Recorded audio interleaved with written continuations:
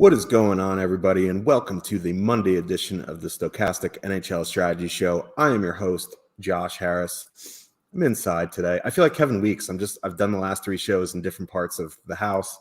But yeah, joining me as always, partner in crime, Slim Cliffy. How you doing today, Cliffy? Not too bad. Like, are you going to do like the next show, like maybe from outside a dressing room and then another one from an airport or something like that? Is this just going to be your bit for the rest of the season? Yeah, I mean, tomorrow my flight got changed, so we have a special 1:00 p.m. Eastern start time tomorrow, but if not, I was going to do it from the Palm Springs airport, which is like Jurassic Park because 75% of it is outside. Like, I don't know what happens if it rains. Like, there's nowhere to go. But yeah, we'll see where I am tomorrow. Maybe I'll do it from the Kardashians' pantry. Who knows? But we have a 6-gamer tonight. Nice medium-sized slate. 6 gamers are fun. My Rangers on the slate, some firepower on the slate, some backup goalies. So as always, like, there is some news to deal with. So we'll navigate through that. Should be a fun little slate. How was your weekend? Not a bad weekend. I was kind of sick, so I spent pretty much the entire weekend in bed, other than the show on Saturday. But I got I got wrecked on Saturday night. I played Colorado with some Islanders. The Islanders did well. They did not, but it wasn't obviously it wasn't the guys that I went with that scored. Ryan Pulock, I think, had 4 assists. Zach Parise had a pair of goals. I did not have Zach Parise in my lineup, so I didn't do well. It was one of those nights where I was, pardon me, where I was also mad at myself because we were talking in our Discord and on the show how Vegas's numbers had been sliding a little bit. Vancouver was playing better. Their penalty kill was much improved. I even wrote up JT Miller in the picks article on Saturday. Sure enough, they go out and beat Vegas 5-1. My original lineup had, had JT Miller, had Bo Horvat, had I think Ilya Mikheyev. I don't know if he scored though.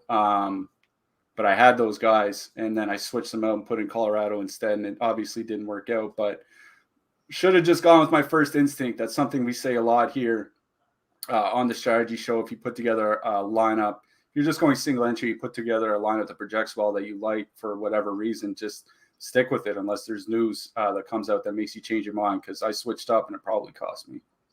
Yeah, I've always said if I listened to myself on every show, I'd already be retired on a beach with a drink with an umbrella in it. But here we are, still coming to you. But yeah, this is a fun 6-gamer. I like these medium-sized slates. And yeah, right before we get into it, give us a like and subscribe so you can keep up with all of our shows, DFS offers, giveaways, and much more. Once you subscribe, hit that notification button to get alerts when our shows go live. Helps me out, reminds me when I have to go live. I'm just kidding. I usually know. Don't forget, almost all of our content is available in podcast form on the platform of your choice. Help us out by leaving a 5-star review. I'll know it's you if you make a comment about the size of my melon. Let's get into the 6-gamer, shall we? Let's start here. Tampa Bay Lightning with a 3.6 total heading into Buffalo. The Sabres have a 3.0 total. Ryan Elliott, Ukko-Pekka Luukkonen confirmed as your goalies. Tampa plays tomorrow. They're on the front end of a back-to-back, so not surprising to see Elliott start here. That brings the Buffalo top line into play for me. Tampa struggles on the penalty kill. Fully correlated top line. Now, Tage Thompson getting wildly expensive. He's one of the most expensive players on this slate. Buffalo one not coming in with a lot of ownership for an 8-game slate. I think it's because, Tampa's still a perceived tough matchup. But after you get through, some of these top line matchups, it does get a little bit dicey there for Tampa. And Brian Elliott's a big downgrade from Vasilevsky. On the Tampa side, Hagel is off the top power play. We saw Alex Killorn jump back up, which kind of sucks, but what can you do? Sergachev still running the top power play. There are double-digit ownership on both of the top lines. In Tampa, they do have a 3.6 total. It is Ukko-Pekka Luukkonen. So, I don't know. I like both sides. What are you seeing here? Yeah, I think we also saw Corey Perry get some power play one time last game. Corey Perry. Yeah, but I was just looking at the shift chart, shiftchart.com, great website for checking prior games. Braden Point had just finished like a 2-minute shift as that power play was starting. So I'm just assuming Corey Perry's not supplanting Braden Point on the top power play unit. One other lineup note here, Rasmus Asplund back in the lineup for Buffalo. He's going to be skating with Casey Middlestat and Victor Olofsson, Vinny Hinostroza out of the lineup. I bring that up because there were times last year, I think even at the start of this year, when that Asplund, Middlestat, Olofsson line was used sometimes as a shutdown line because they really do like Asplund and Middlestat together. They played reasonably well together last year, but Asplund kind of had a rough start to the season. He's usually a very good defensive player, but he had a rough start. I think there was some injury. He had been healthy scratched as well. Back in the lineup, I don't think that'll change too much as far as like line matching goes in this game. I think you're still going to see Dylan Cousins line used in a shutdown role sometimes. You're going to see Tage Thompson out against Braden Point once in a while. So not expecting Middlestat and Asplund to get top competition, but that's just something to watch out. Yeah, you said it. Like this Buffalo top line, even though Tage is getting expensive, they've still been really, really good. On the season as a whole, 3.7 expected goals generated, 4.1 actual goals. The problem had been their defense as they were, giving up a lot going the other way. They've started to improve that a little bit of late. And sometimes I wonder maybe it is. It's just the defense getting healthy, right? Because there was a stretch where they were having to play Dahlin and Owen Power like 27, 28 minutes a game because, Lyubushkin was out and Samuelson was out. And I think Bryson missed some games. Jokiharju was out. Like now they've got everybody back. So I'm assuming the defensive numbers for that line are just going to keep getting a little bit better.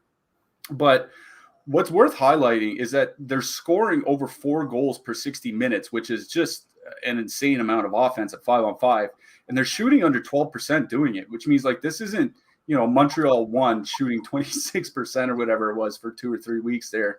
This is a normal shooting percentage for a high octane offensive line. So, maybe it comes down a little bit, but I think we should be confident that this is one of the premier offensive lines in the league. Now, obviously going up against Tampa is a little bit tough, but the Tampa top line with Hagel and Kucherov and Point, their expected goals against this year is about league average. Their actual goals against is below league average. Like they haven't been super tough defensively.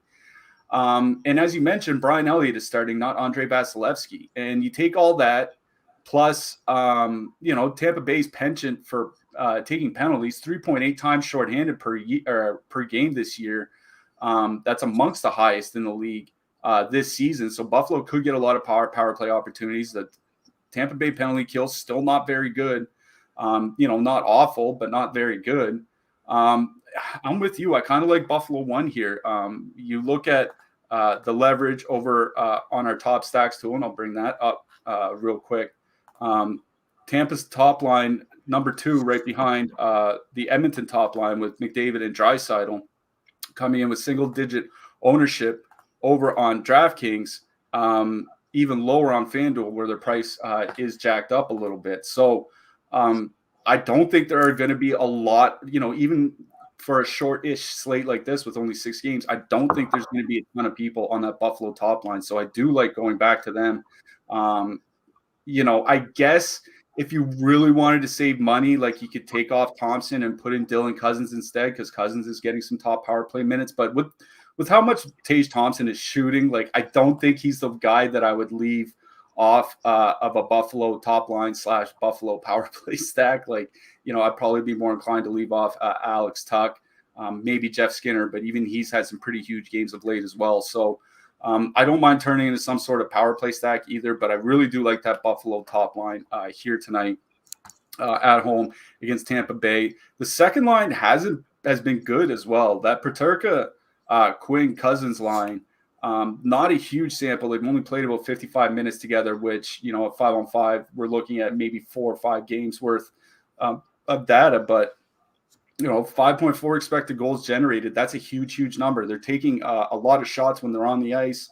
Dylan Cousins has seen his ice time rise to about 18 minutes, especially now that he has that power play one time. He is shooting as well, so it's not as if he's like William Karlsson in Vegas, where, pretty much all he does is pass, or Alex Wenberg in Seattle or something like that. He can shoot. So I don't really mind that Buffalo second line. I just don't know if I would outright stack them because they're super cheap.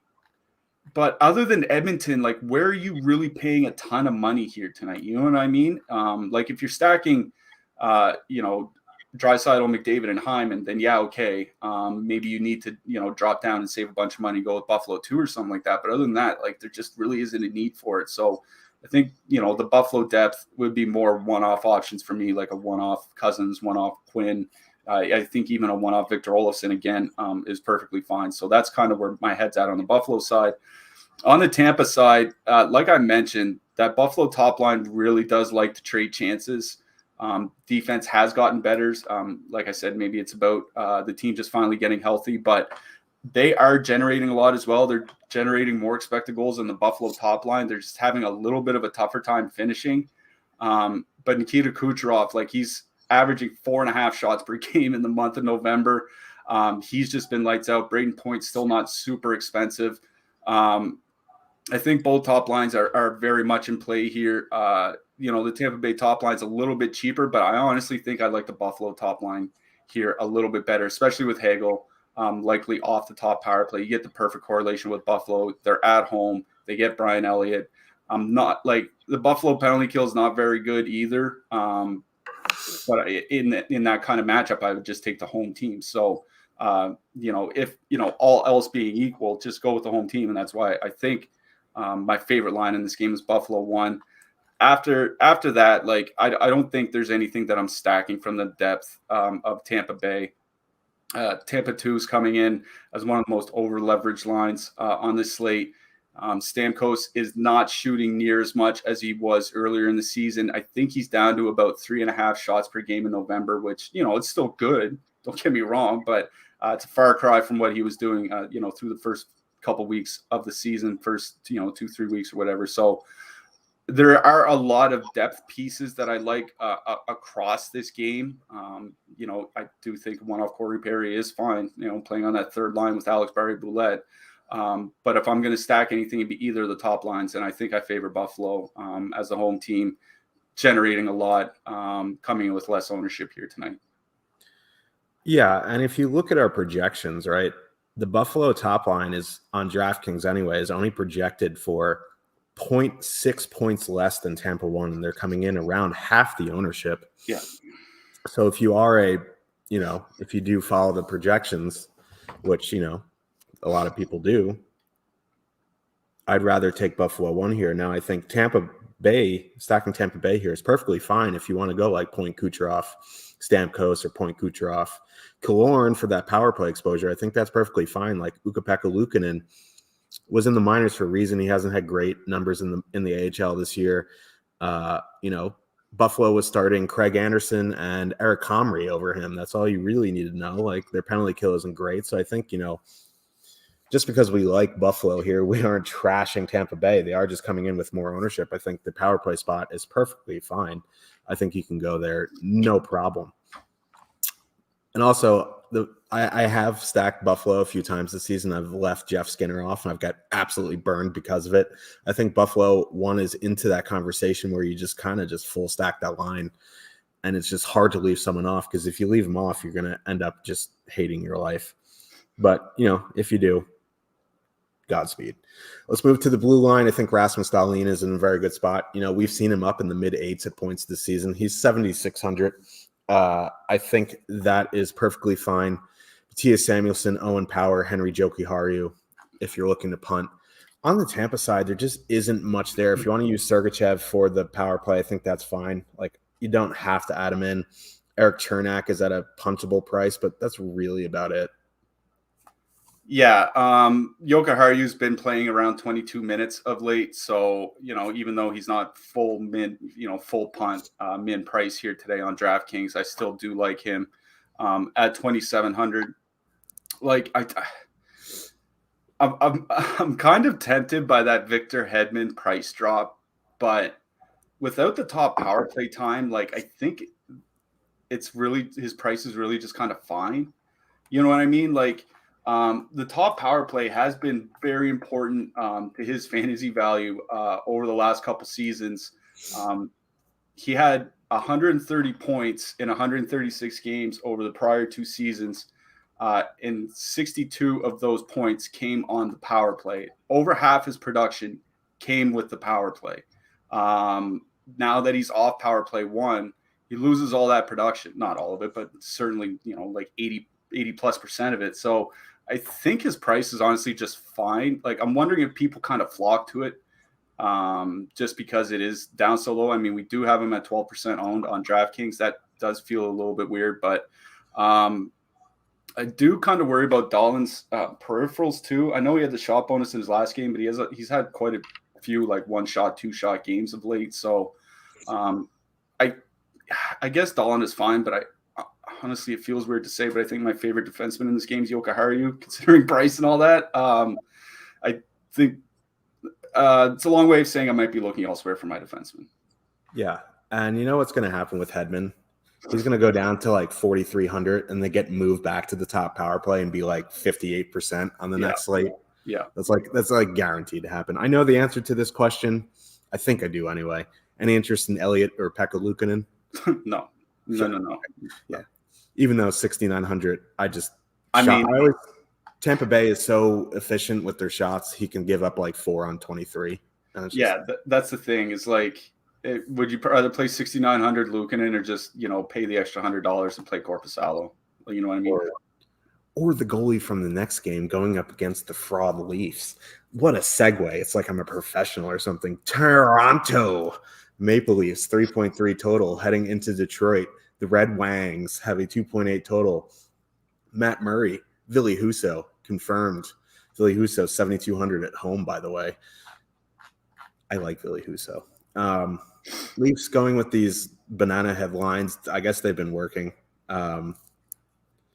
Status quo as well for the Wings. Not too much. Like the Leafs always get ownership, so they're double digits. It's not really. It doesn't seem like a lot to me on this slate. Wings top line, under 3%.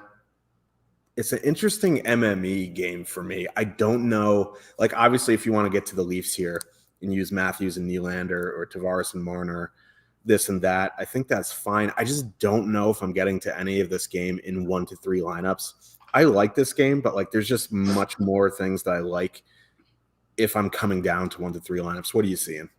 Yeah, Toronto finally broke out there in their last game, or some of their players did. Mitch Marner had 8 shots on goal. Shooting Mitch is always a good Mitch. Yeah, if I'm not mistaken, that was like as many shots as he had in his prior 5 games or something like that. So, whether it's start of a trend or just a blip, I guess we're going to find out. It was an interesting game because I think Matthews had 3 points, Marner and Nylander each had a goal and assist, and then John Tavares had like nothing with a couple shots. So the stack you needed was Matthews with the 2 wingers.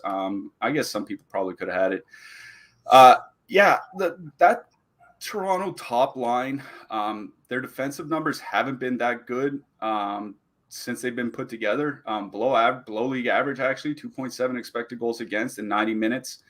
They're giving up more shot attempts than they're taking, which is something that's incredibly rare for Toronto, for Austin Matthews line. That's not something that you usually see happen. They usually take a lot of shots. The ice time is inconsistent, as we do like to say. There are games where they play a ton. There are games where they play very little. Like he had a 14-minute game a little over a week ago against Buffalo. Did next to nothing in DFS. Played 17 minutes against Toronto, but he had a goal and 2 assists. Like that's absolutely what he's capable of, even if he doesn't play a lot. I'm just wondering, that's got to be a one-off game for Toronto because putting up 6 shots and 3 points in 17 minutes is not something Austin Matthews typically does. Usually he needs those 20, 21-minute games. But the reason I bring that up is because the Detroit top line has actually been playing kind of fine. Again, not a big sample. We're looking at about 65 minutes. That's 4 or 5 games worth of ice time. 2.9 expected goals for, 2.2 against, 5.7 goals for, 1.9 against. Wildly outshot attempting the opposition. That Detroit top line has been pretty good since being put together. Your boy Dominique Kubalik has certainly kind of revived his career in Detroit. But the one thing I'll warn against that is I was looking at Detroit's recent schedule. Their last 5 games were Anaheim, San Jose, Columbus, Nashville, Arizona. How dare you? there isn't much of an easier stretch in the NHL than that. Maybe take out San Jose and Nashville, put in like Philadelphia, Montreal or something. But it was a pretty easy stretch of games, but they are playing pretty well. They are perfectly correlated on the top power play unit. All of them are taking a fair bit of shots. There aren't a lot of minutes for the wingers. On Saturday's show, we talked about how the New York Islanders were tending to play their 3 centers a lot and then just rotating their wingers through. Detroit's kind of doing the same thing with their forwards as Dylan Larkin plays a ton of minutes. He's been up near 20 minutes a game. And then the next most used forward is actually Oscar Sundqvist, another center. And then a bunch of wingers after that. So like the wingers will play a lot less than Larkin, but that they play together at 5-on-5 and the power play is what's important here. I don't mind Detroit 1 here, but I think I'm kind of in your boat where it would be more of a MME thing. If I was playing 10, 20, 50, 150 liners or whatever, that's when I would get to Detroit. Like with Detroit 1 coming in at 18,800 and then Buffalo 1 coming in at 19,000, I would probably rather just play Buffalo 1 in this, on this slate in that matchup rather than play them against Toronto. But I have no real problem going to that Detroit top line here. They have been good. It's not a terrible matchup. Very low ownership. They are one of the better leverage lines of the night coming in. Just behind that Buffalo top line. So I do like that Detroit top line here. Detroit 2 is kind of weird. Andrew Kopp and Tyler Bertuzzi, decent numbers in a very small sample, but I wonder how much we can rely on that sample, again, given that recent schedule. And B, Kopp really looked bad pretty much the entire season. And they aren't playing a ton of minutes, like 15, 16 minutes. That's really not a lot. So I know that Toronto's second line, typically not very great, but what they are doing is kind of grinding the game down and playing to a relatively slow pace. That's a problem for DFS. I mean, you're always relying on percentages, but if you're not generating a lot, if you're not allowing a lot, then you're really relying on just complete outlier games to accumulate fantasy value. So I'm probably out on Detroit 2. Detroit 3 is kind of interesting just because Sundqvist does get quite a bit of ice time, has been on the top power play of late for the Red Wings as well. I think Sundqvist makes a fine one-off if you want to pair him, with Adam Ernie or something like that, because you need to save a lot of money, to get up to those Edmonton guys. I think you can do that. Especially on DraftKings where Sundqvist is listed as a winger. And obviously, if you're playing Edmonton, you might be double centering with McDavid and Nugent Hopkins, let's say. So if you do have a double center build, that is kind of one of those, double wing combinations that I don't mind, but it is Detroit top line. On the flip side, the Detroit penalty kill has been pretty good this year. And that's one thing that concerns me because a lot of the Toronto fantasy value this season has been coming from the power play. Like over half of Austin Matthews' goals this season have come on the power play, 6 out of his 10 goals. So he has been very reliant on power play production so far this season, where the Detroit penalty kill has been pretty good. And they don't take a lot of penalties either. They're below league average time shorthanded per game. Like if I were to play anything, I would just go to the Toronto top line. I would just go to Matthews, Nylander, and Bunting. Matthews is still shooting quite a bit, even if he's not playing as heavy minutes every game as he typically does. That the top line has traded chances at times, particularly earlier in the season. So I don't mind either of the top lines here, but I think this is a case, again, where I would go with the home team top line, in a nutshell, considering ownership and considering matchup and all that. So Detroit 1 is what I like best here, but I certainly don't mind Matthews, Nylander, and Bunting. Yeah, and I just need to apologize. It is wildly windy outside. I'm kind of choppy. My internet's not doing too good right now. So if you see me, it's windy. Let's move to the blue line.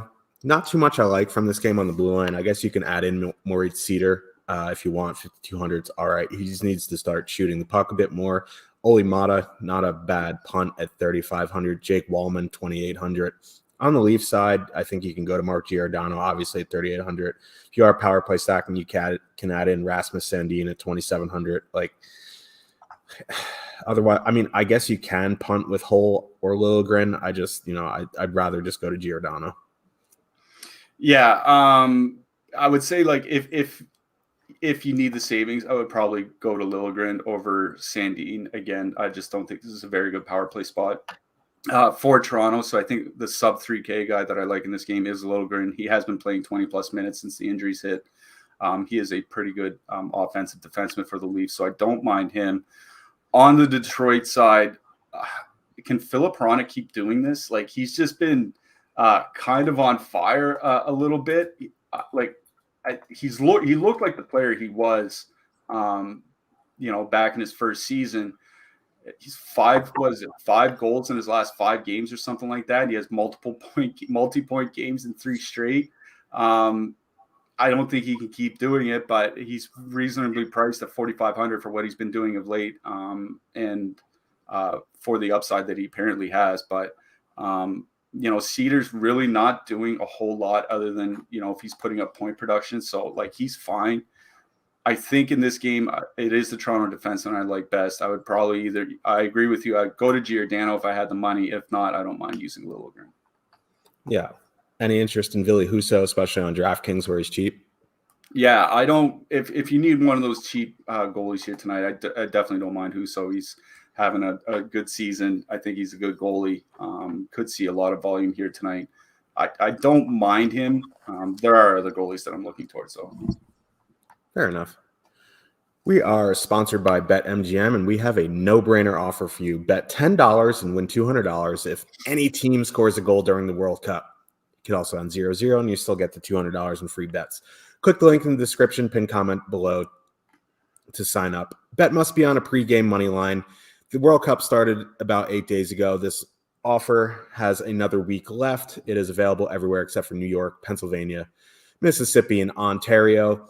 Also, if you're in Maryland, sports betting just started. So if you haven't made a BetMGM account and you're from Maryland, I don't know what you're waiting for. You can literally 20x your money with free bets and start a BetMGM account. So click the link in the description.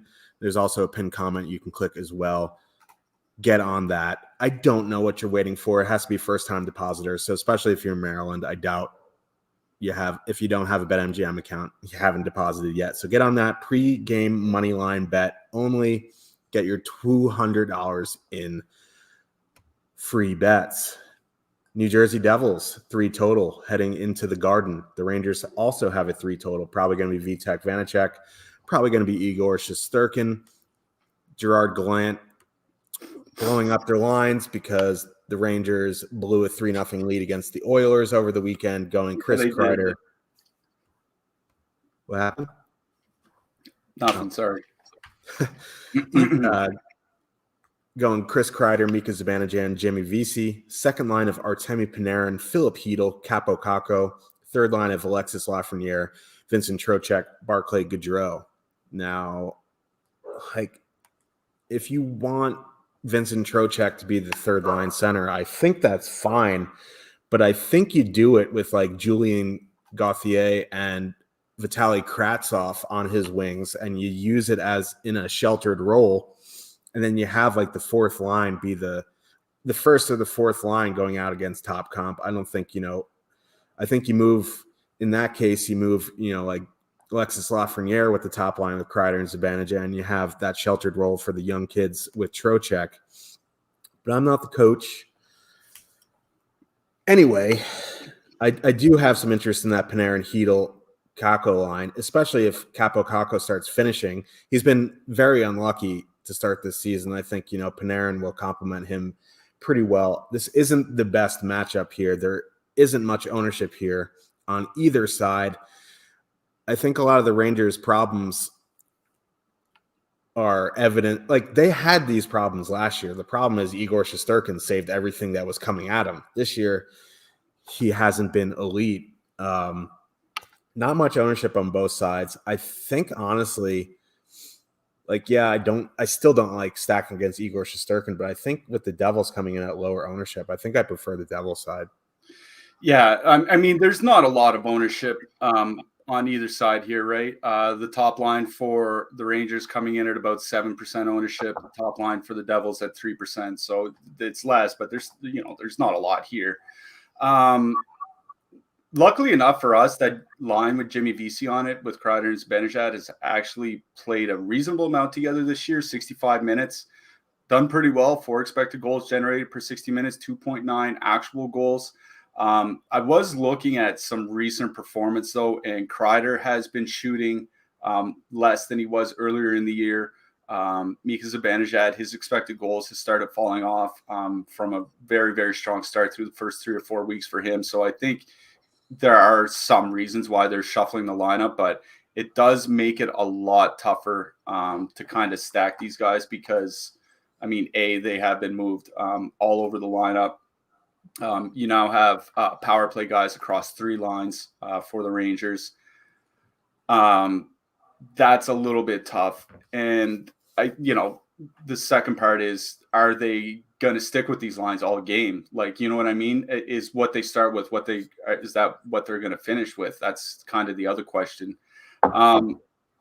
It is a very tough matchup going up against New Jersey. That New Jersey top line with Hischier and Bratt has been excellent. In a small sample, 82 shot attempts generated per 60 minutes, only 49 against.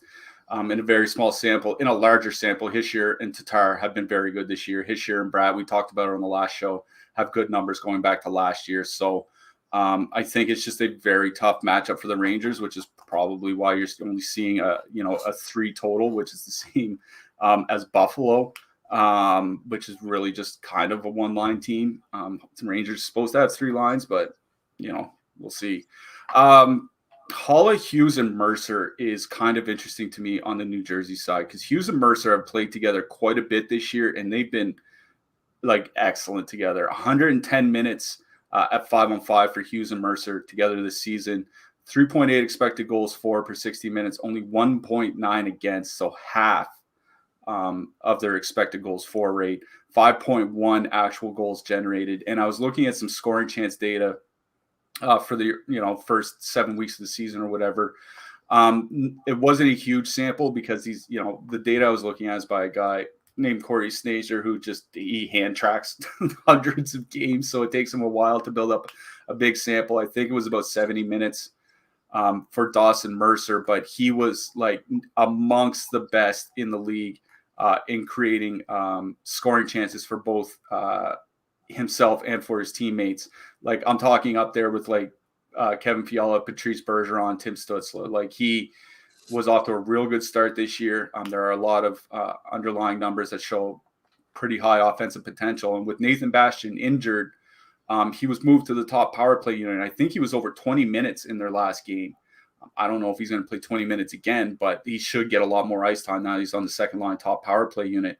And you're going up against Hedl and Panarin. Going back to last year, their defensive numbers not very good. 3.6 expected goals against in 125 minutes together. Panarin typically not very good defensively. Hedl he's kind of struggling a little bit this year offensively. I wonder if it's his role or if there's something else going on. So I wonder if they struggle to generate against that Haula, Hughes, and Mercer line. So I kind of like New Jersey too here. They're not coming in with much ownership either, 4, 5, 6%.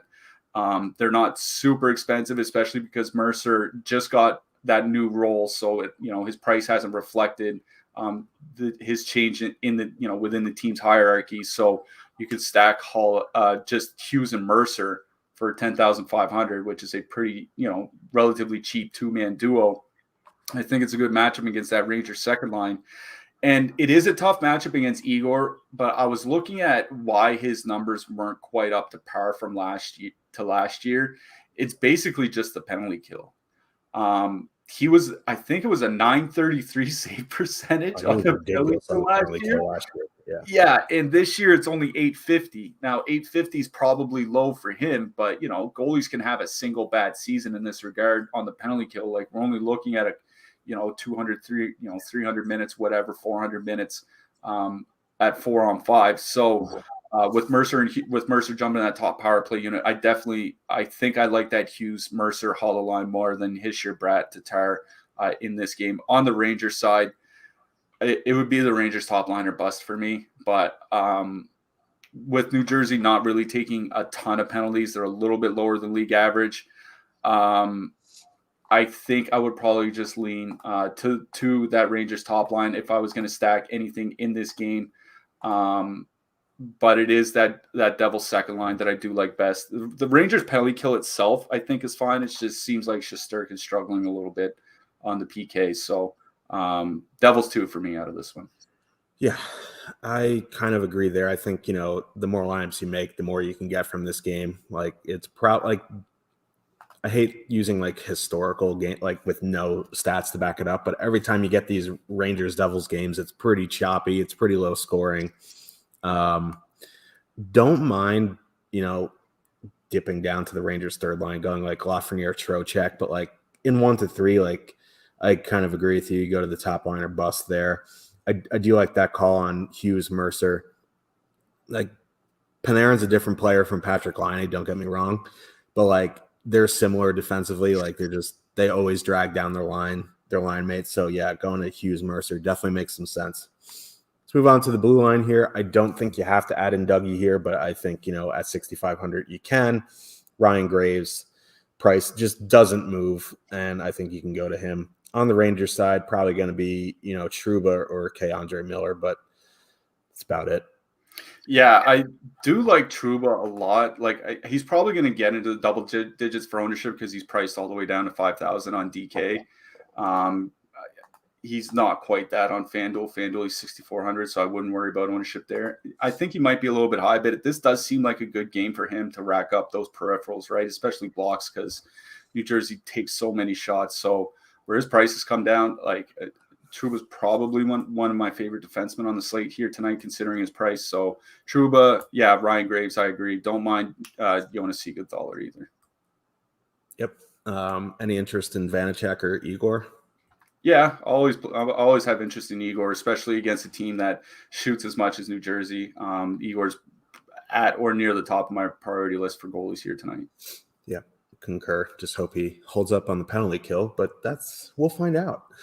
Vegas Golden Knights with a 4 total. Heading into Columbus, the Blue Jackets have a 2.5, probably Logan Thompson. Daniil Tarasov confirmed for the Blue Jackets.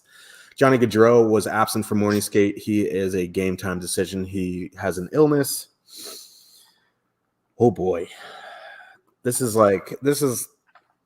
this was 2 weeks ago, I'd be all in on Vegas 1 at this ownership, but they have struggled a bit recently.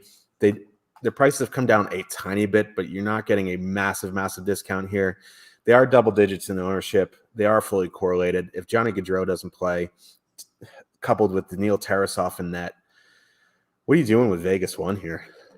Yeah, to kind of speak to what you're talking about with that Vegas top line struggling, Jack Eichel doesn't have a single game in his last 8 games with more than 7 shot attempts. Now, 7's actually a decent number. But to that point in the season, he hadn't gone more than 5 games without more than 7 shot attempts. Like there are a lot of like 8, 9, 10, 11 games sprinkled throughout the first 4 or 5 weeks of the season. So there's definitely been a little bit of a downturn offensively for that Vegas top line. That being said, this is still such a good matchup for them.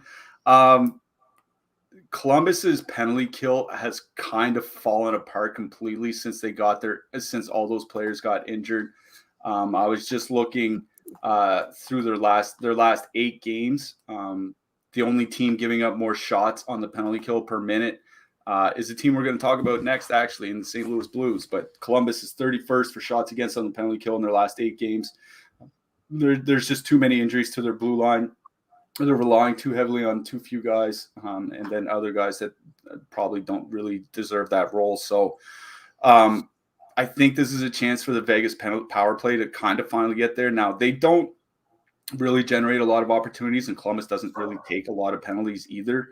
But I don't think they need 5 or 6 power plays here tonight to get on the scoreboard. Like, I think they might only need 2 or 3. So I do like Vegas 1 here, but they have been generating less. 3 expected goals for in their last 125 minutes together. It's not a tiny sample. That's about 10 games worth of ice time. They just have been skating less, or been generating less, as a line. And with Eichel shooting less and their prices still, pretty consistent in that 18, 19K range, like, I think there are reasons to fade Vegas here, but I think the matchup is just too good to really get away from, especially if Gaudreau is injured.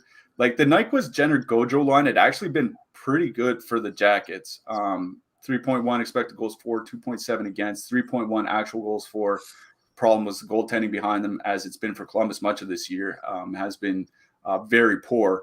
But if they don't have Gaudreau, like, how are they going to be generating offense? And then, the defensive numbers get worse, and et cetera, et cetera. So especially if Gaudreau is out, I really like Vegas 1 here.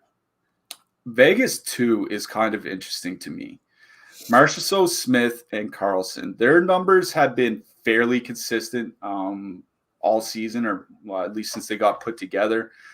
Jonathan Marchessault has 19 shot attempts in his last 7 games on the power play alone. He's averaging nearly 3 shot attempts per game on the power play. Like, he's shooting a lot with the man advantage. And like I just talked about, Columbus's penalty kill has been pretty bad since all those defensemen got injured. So I don't mind Vegas 2 here. I know they're coming in a little bit over-owned. Like, they might be, pushing 10% ownership here tonight, but they've been playing well. Columbus, I know Columbus, like, they line up as if Cole Sillinger is their second line center. But if you look at the way ice time's been working out the last couple of weeks, it's actually the 4th line that is their second line. Robinson, Corrali, and Matthew Olivier have been the quote unquote 4th line, but have been playing 16, 17 minutes a game, particularly Robinson and Corrali. They have not been that good defensively this year. 3 expected goals against per 60 minutes, 3.4 actual goals against. I think that's a matchup that really, really favors the Vegas second line. So I'm not playing anything from Columbus, especially where we don't know Gaudreau's status. Maybe the defenseman will get to those. I think the line that I like the best in this game is Vegas 2. Yeah, I'm out in Columbus as well, especially with the unknown with Gaudreau. You want to get to them in, MMA in, like, after you're making like 50 to 100. Yeah, go for it. Me in 1 to 3, I wouldn't say it's an easy X, but like, it's one of the easier ones on this slate for me. On the Vegas side, yeah, I do like Vegas 2 here. I also like Vegas power play. Like, you leave Stevenson off, add in Marchessault, or go Eichel, Marchessault, Pietrangelo, something like that. But yeah, 4 total with not massive ownership, it's kind of hard to ignore, especially with the backup of the backup in net, Johnny Gaudreau possibly out. Teams missing like the whole blue line besides Goodbranson, who they would actually benefit if he was out. So I mean, he might be out tonight. I think he's a game time decision. So changes everything. No, but like, yeah, Columbus is a mess. I mean, they would have been a mess if they were fully healthy, but this roster is a skeleton of what they normally are. Let's move to the blue line here. Pietrangelo, 7K. I think you can add him in if you want. He's been doing pretty well since he's jumped in price. You want to go to Shea Theodore if you're using Vegas 2, I guess that's fine. I know Jake will. Otherwise, like Alec Martinez and his block party will probably continue. On the Blue Jacket side, Gavrikov or Hasta La Vista, baby. Yeah, I do like Gavrikov here tonight in that mid-3s range, playing heavy minutes. He's going to get some power play time. Now, I think he stands a pretty good chance of the block bonus with the way Vegas can't shoot the puck. So I like Gavrikov.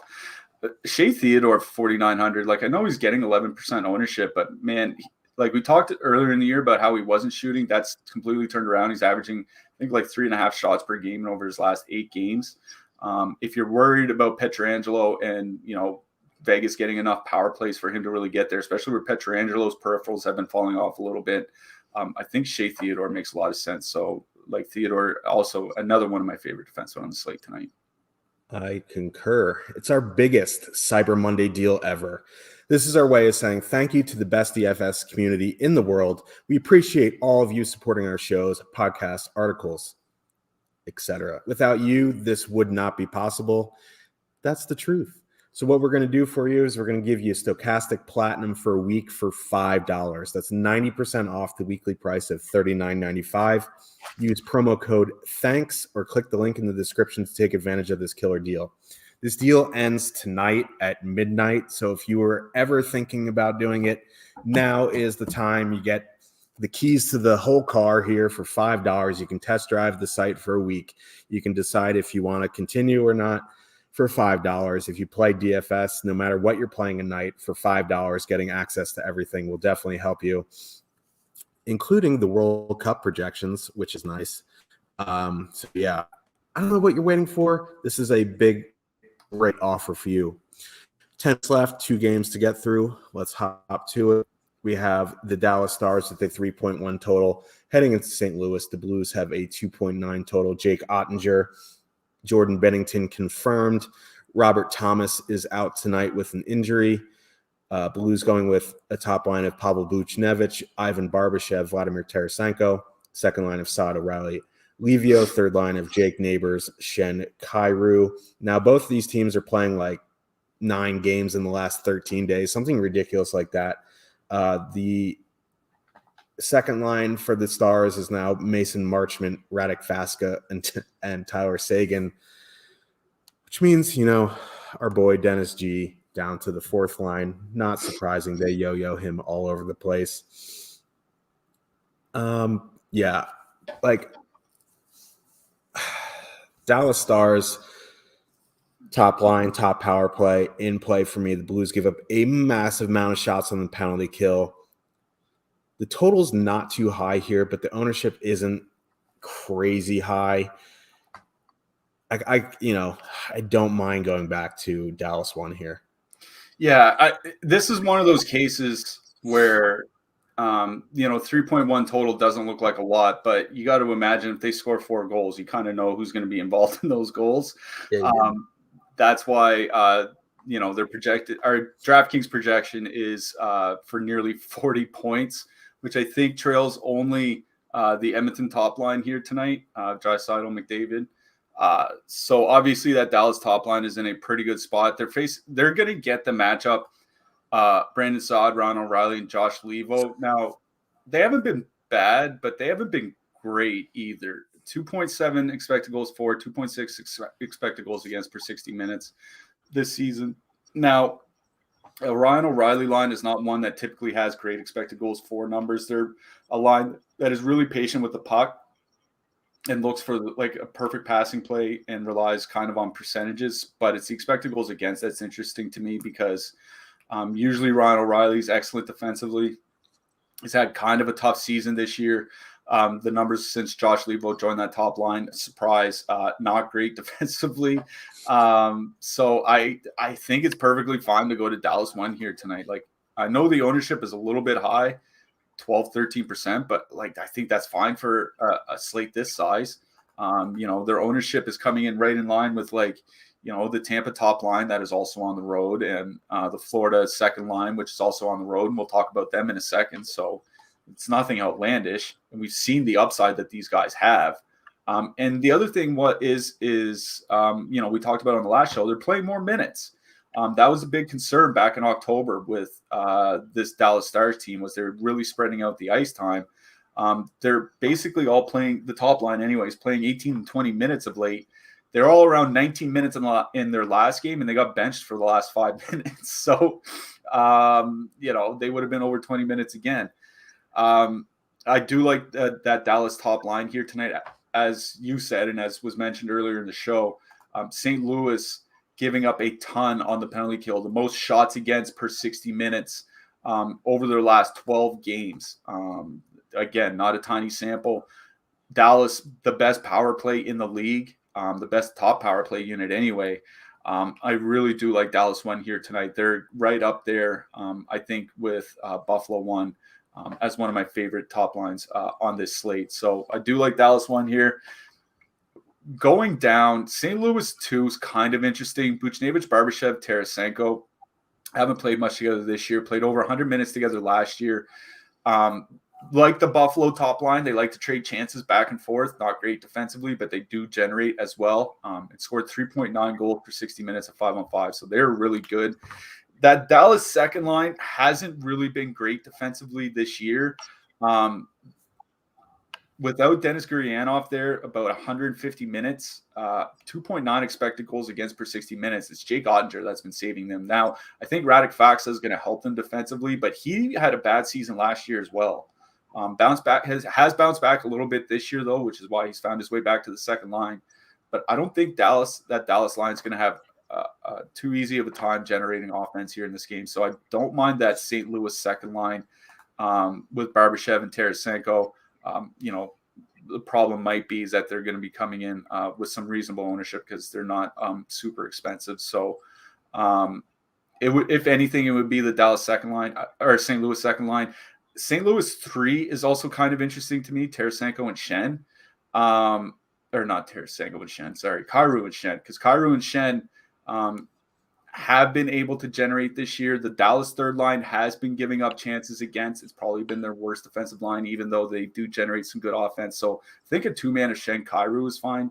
But it is that second line I like the best for St. Louis, that Barbashev Tarasenko line. But more than anything, it's Dallas 1 for me. Yeah, I agree. You can add in Jamie Benn as well for that power play exposure. He's getting much less ownership. He's been shooting the light, like his shooting percentage is just bonkers, and he's on a bonkers pace, but this is a very, very good power play spot. So let's move to the blue line here. If you live on Narrative Street, Justin Falk's wife just had a baby this morning. He is expected to play tonight. He is 6,300. Torrey Krug down under 4,000. I think, if you're using that Buchnevich Tarasenko line, I think Krug at that price makes some sense. On the Dallas side, Miro Heiskanen's prices dropped a bunch. He's around the same price as Maurice Cedar. They have the same issue. They need to start shooting more. I think Esa Lindell at 2,900 on DraftKings, or even Yanni Hakanpää, the Finnish Jake Harry, is fine tonight. Yeah. I don't mind Heiskanen at 5,300. I think that's probably a fine price for him, like high 4s, low 5s. He's fine as a one-off defenseman tonight. I think I would probably rather play Shea Theodore for a little bit cheaper, but I don't mind Heiskanen. I'll mention Colton Parayko on FanDuel. His price is just not moving on FanDuel. I think for good reason. He's not doing a whole lot, but he's still pretty cheap over there, so don't mind him on FD. Last game of the night, Florida Panthers with a 3.2 total. Heading into Edmonton, the Oilers have a 3.4 total. Bob is probable. Stewie Skinner is confirmed. Oilers running it back with Draisaitl, McDavid, Puljujarvi on the top line. Matthias Janmark, Nugent Hopkins, Hyman on the second line. It appears Barkov is out, or at least a game-time decision tonight. Going with Nick Cousins, Sam Bennett, Matty Tkachuk, Carter Verhaeghe, Anton Lundell, Sam Reinhart. Now, obviously, Edmonton power plays in play here. I don't think I'd outright stack that second line, especially at that ownership. I think I'm going to that top line or power play stacking. On the Florida side, if that Lundell-Reinhart combo sees Nugent Hopkins, Hyman, Janmark, I do have some interest in them. What are you seeing in this game? Yeah, I'm with you. It's the Lundell-Reinhart Verhaeghe line that I do like best here. The problem, they're just coming in with a fair bit of ownership. We have them at around 11 or 12%, which is a lot for a second line, quote unquote second line, but they are the second line here. But I think it's a pretty good matchup going up against Edmonton 2 here. Like, I just think there are, even with Barkov out, I think there are reasons to use that Florida second line, among them being the price. The Florida top line is kind of interesting here because Bennett and Tkachuk have played a lot together this year and did real well together. 120 minutes for Bennett and Tkachuk this season, 3.5 expected goals for per 60 minutes, 4.8 actual goals for, only shooting 10.5% when they're on the ice. Playing pretty well. Even McDavid and Draisaitl aren't that great defensively between them. Florida won really not getting that much ownership, 7, 8, 9%. They're going to play a lot as well, 19 to 20 minutes.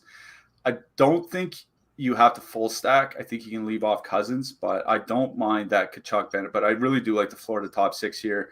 And with Edmonton, it's just, you play the top guys. There's just nobody else on the roster. If they're not on the top power play unit, I'm not rostering them. So it's just kind of the way it goes. Both teams take a lot of penalties and draw a lot of penalties. So it's the power play guys that I would definitely focus on here. So I think you're even find a Florida power play stack here in this game, especially where you get reasonable prices on Lundell and Reinhardt. I agree there. Let's move to the blue line real quick. Aaron Ekblad running the top power play, 5,700. Montour as well, 6,800. Tyson Barrie still on the top power play unit for whatever reason at 3,600. That's probably a fine price, honestly. 3,600, I would consider playing him. The problem here, I want to like Evan Bouchard. He scored twice last game, but he only played 14 minutes. He is 3,200, but Nurse 4,300.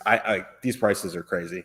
Yeah, well, with Nurse, I was looking at, he had a couple big games right at the start of the season, but he's gone 15 straight games with fewer than 16 DraftKings points. So he hasn't been shooting a lot, so I think it's fine.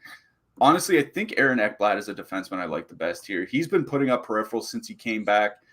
Edmonton does take a lot of penalties. I worry about the power play without Barkov there, because no Barkov plus obviously no Huberdeau, that takes a lot out of their passing ability. But I do like Ekblad here tonight. He's right up there for me with Shea Theodore amongst my favorite defensemen on the slate. Coming up right after us, top of the hour, No House Advantage Monday Night Football at 3 p.m. Eastern with A10 and Jeff. Then the No House Advantage Monday Night NBA at 3:30 with E. Mac and Terry. So stick around for that. Also, don't forget to click the link below and sign up for BetMGM. Deposit $10, win $200. It's that simple. Who are you liking in net tonight? Just talked about that game. I like old Stewie Skinner here tonight. Florida likes to take a lot of shots. Edmonton loves to give them up. Really like him on DK. Igor, obviously, I mentioned that earlier. And also mentioned Matt Murray on FanDuel. Pretty cheap over there still. Don't mind him if you're playing on FD tonight. I'll just add, I did have interest in Korpisalo. He's not starting, so I think the cheap punt that I'm looking at is Ville Husso. Who are you liking for your hat trick pick? I think I went with him last week, maybe, but we're going to try this again in a good matchup. Jonathan Marchessault. I knew you were going there, so I'm going Jamie Benn. Mic check. 1, 2, 3. Oh my God! If he gets a hat trick, I will be logging off early. Probably same. I haven't built my lineups yet, but probably same. But for Slim Cliffy, I am your host, Josh Harris. We're both hosts. Let's just be called. We'll be back tomorrow at a special time, 1 p.m. Eastern, because my flight changed and I am a diva. Sorry about that, but 1 p.m. Eastern. We'll see you tomorrow. We'll see you on Twitter. See you in Discord. Good luck, everybody. Good luck tonight, everyone.